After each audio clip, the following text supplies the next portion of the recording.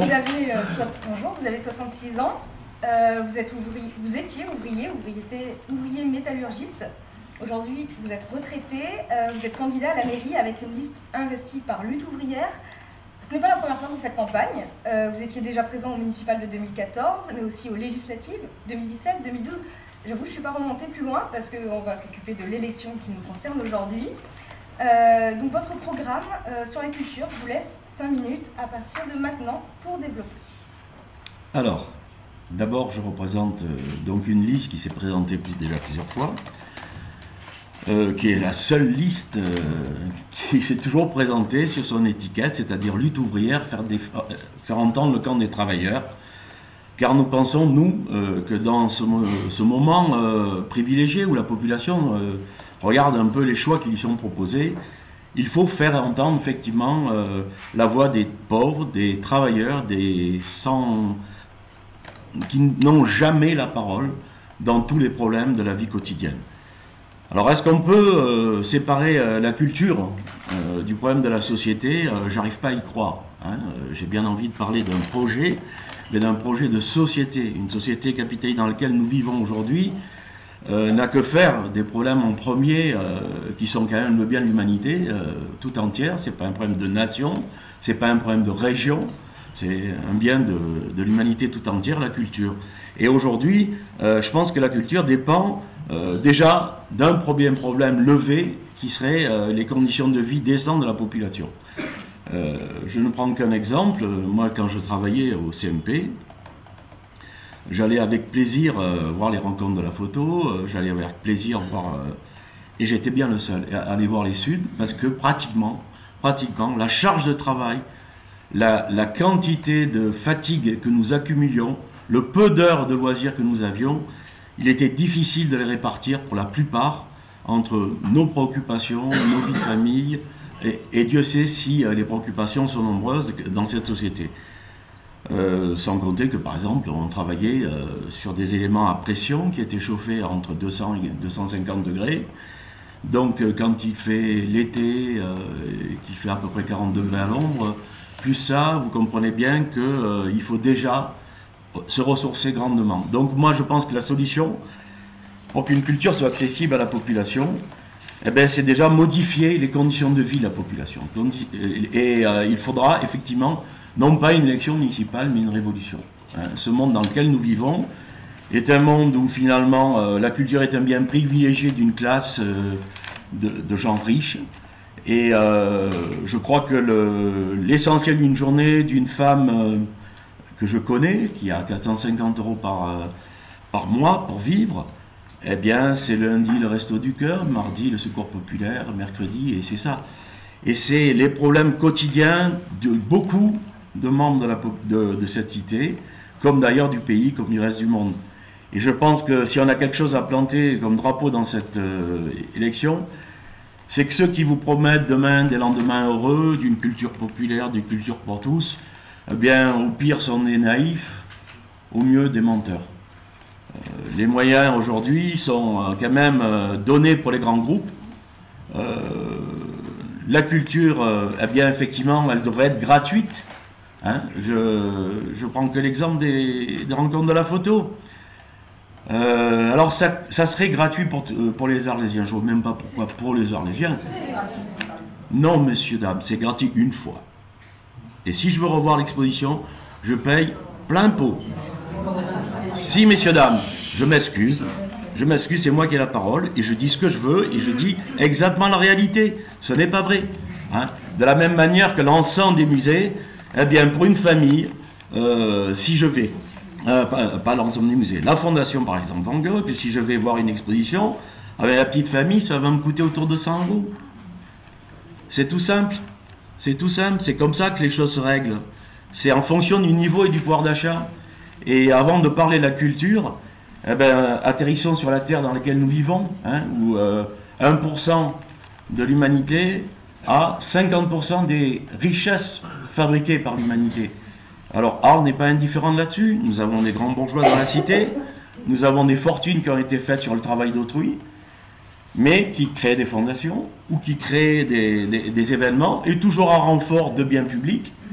Et moi je pense qu'une municipalité ouvrière, qui serait dirigée par des travailleurs révolutionnaires comme nous pourrions effectivement, s'appuyant sur les besoins de la population, s'appuyant sur les besoins des quartiers, faire des choses réelles, peut-être à moindre frais, mais en tout cas le revendiquant que ça soit gratuit.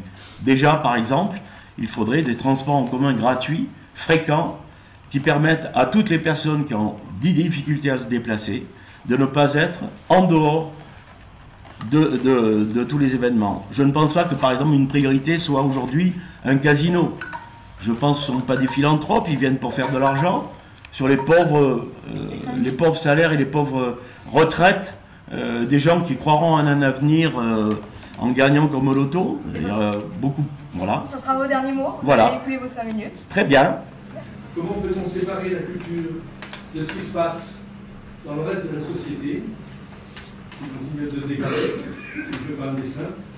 Deuxième question. La culture commençant à l'école, que pense-t-il de la diminution constante des programmes d'histoire et de géographie, le B arabe de la culture, sous tous les gouvernements, je répète, sous tous les gouvernements, de gauche comme de droite, que des mélanges des deux. Donc tous les candidats ici, ou disons la grande majorité des candidats se réclament aujourd'hui ici. Moi je trouve que la question avait tout son sens. On n'est pas dans un monde de bisounours. La société est justement divisée entre d'un côté les gens qui font tout fonctionner, qui font tout, qui fabriquent tout, ou qui sont au chômage, ou qui sont malades, de travail souvent, et une grande bourgeoisie qui décide du sort de la population. Et ça aujourd'hui, au niveau municipal, il n'y a aucune possibilité de faire croire à tout le monde que demain les jours seront heureux. Non.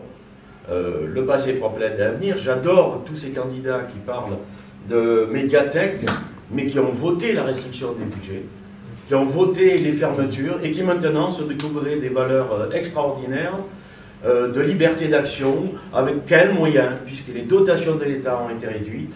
La seule manière que la municipalité a trouvé ces dernières années dans ce coin, ça a été de faire des parkings payants et une taxe, un impôt, et d'autres impôts vont suivre, car ce sont des impôts différés quand on parle d'un casino, quand on parle d'un complexe multiplex qui rapporteront à la commune. Eh bien, excusez-moi, ça sera pour une petite minorité. Alors la culture, elle dépend des moyens qu'on y met, mais surtout des moyens que pourrait avoir l'ensemble du monde du travail dans cette société. Aujourd'hui, c'est privilégié, c'est indéniable. Quand on prend un abonnement, par exemple, pour les suites pour la semaine, là aussi, c'est plus que le billet de 100 € qui y passe. Ce sont des choses qui sont des biens communs. On devrait pouvoir profiter de ce capital de l'humanité. Et là, il faut que ce soit nos sous qui dirigent. Alors, monsieur a posé un problème d'éducation générale. Eh bien, c'est comme tous les problèmes qui sont énoncés aujourd'hui. La municipalité prochaine sera en incapacité matérielle de pouvoir résoudre. Elle fera des choix. Et elle fera peut-être des choix qui lui ont été faits, de faire venir des groupes. Je ne sais pas si c'est le dernier projet culturel Provence Promenade, mais j'en doute un peu. Voilà. C'est par rapport au lieu, mais une question très concrète, parce que pour le moment, l'archevêché, Sainte-Anne, etc. sont prêtés à des artistes, à des associations pour qu'ils puissent s'exprimer réellement. Et qu'est-ce que vous direz à Culture Espace ou d'autres fondations privées de ce type quand ils vont venir, comme aux Carrières de Lumière, comme partout en France aujourd'hui, demander ces lieux-là, de vous donner de l'argent pour ça, etc. Et voilà, quelle sera votre réponse ? Moi, je répondrai blablabla. Et demain, les promesses de tous ces gens qui vous promettent la Lune n'engagent que ceux qui y croient. Écoutez, soyons réalistes. Alors, nous avons une chose. Je m'excuse, je réponds. Je ne vous ai pas coupé. Je ne vous ai pas coupé. C'est pas mon genre. Non, non, je ne suis pas serein. Non, je ne suis pas serein. Moi, je suis attaqué. Il faut me faire croire qu'une société qui est en train de se déliquéfier, quand on voit pour un simple problème d'un virus, où elle est incapable, parce que diminution des services publics, diminution de l'emploi, diminution d'infirmières, diminution de personnel hospitalier, et la ville d'Arles en est quand même suffisamment atteinte, alors d'un coup, pour un problème culturel, on trouverait les moyens et les fonds. Mais c'est ridicule d'oser prétendre ce genre de choses. Comme vous dites, vous préfériez un partenariat qui rapporte. C'est-à-dire, on discute de fric, on ne discute pas de droit, on ne discute pas de biens commun à partager avec tout le monde. On ne discute pas de s'appuyer sur des gens de la base qui, d'une manière associative, réclament d'occuper des biens qui sont libres ou de les réquisitionner. Combien de biens sont réquisitionnables dans cette ville vide, volets fermés? Alors, moi, je pense que tout ça, eh bien, c'est moi, effectivement, je suis malade. Je suis malade, j'ai un gros virus, un virus révolutionnaire. Je pense que cette société, c'est une société qui va à volo.